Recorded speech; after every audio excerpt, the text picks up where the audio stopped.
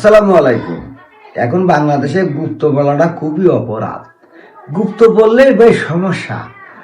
গুপ্ত বলা যাবে না, লুঙ্গির নিচের গুপ্ত জারজ সন্তান বলা যাবে না, রাজাকার বলা যাবে না, এই জিন্নার নাতিপতি বলা যাবে না, পাখি বীজ বলা যাবে না।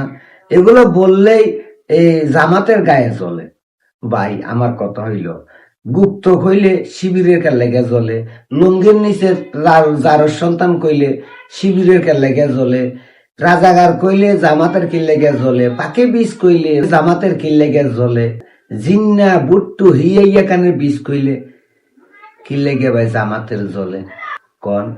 আর এই গুপ্ত গুপ্ত শব্দ নিয়ে চট্টগ্রাম বিশ্ববিদ্যালয় সিটি কলেজের মধ্যে দাওয়া পাল্টা দেওয়া হয়েছে ছাত্রদল আর গুপ্ত শিবিরের মধ্যে, মানে রাজাকারের নাতিপতিদের মধ্যে। এখন আমার অনেকে কইবেন, মিয়া আপনি গুপ্ত কইলেন, রাজাকারের নাতিপতি কইলেন, শিবির কি রাজাকারের নাতিপতি?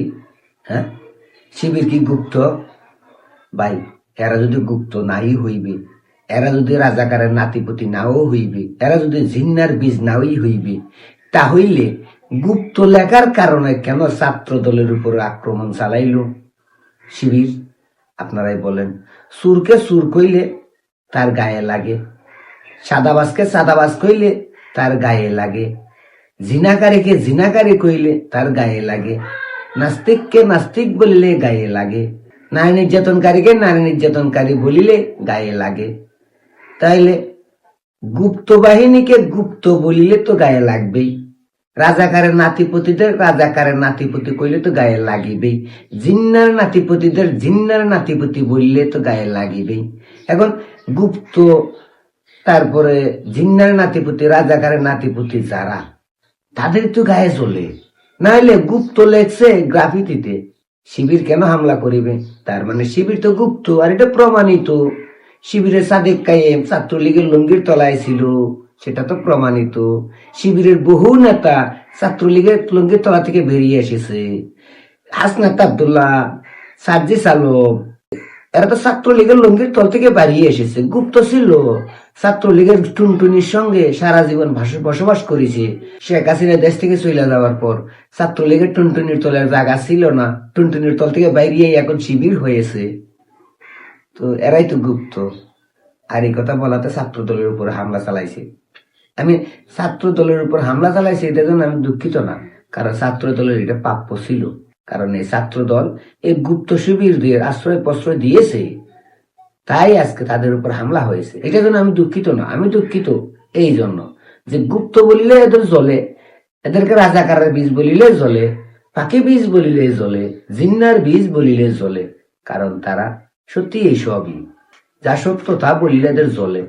সত্য কথা যারা সহ্য করতে পারে না, তারা কখনোই ইমানদার মানুষ হইতে পারে না। আর জামাতে এদের কথা আর কি কমু, হেরা তো ভাই ধর্ম নিয়ে যা শুরু করেছে বাংলাদেশে। যদি শেখ হাসিনা না যাইতো, তাহলে জামাতিদের আসল রূপ বাংলাদেশের মানুষ দেখিতে না পাইত। শেখ হাসিনা যাওয়ার পরে বাংলাদেশের মানুষ হারে হারে চিনিছে, একদম ফাঁকাফুক্ত ভাবে চিনিছে এই ধর্ম ব্যবসায়ীদের, এর রাজাকারদের, এ পাখি বীজদের, পাখি জর্মাদের, জিন্নার রক্ত উত্তরসূরিদের। বুঝতে পারিছে বাঙালি জাতি এরা সত্যি রাজাকার, আলবাদর, আল শামসদের উত্তরসূরি। যা কথা বলেছিল বঙ্গবন্ধুর কন্যা শেখ হাসিনা। আমি তীব্র প্রতিবাদ জানাই। গুপ্ত বলার কারণে ছাত্রদলের উপরে হামলা চালাইছে এই কারণে। আর ছাত্রদলকে বলবো, তোমরা গুপ্ত লেখিও না। গুপ্ত লেখিলে যাদের জ্বলে তাদের সামনে গুপ্ত লেখিলে হামলার শিকার হইবা। তোমাদের ক্ষমতা নাই এই গুপ্তদের সঙ্গে লড়াই করিবা।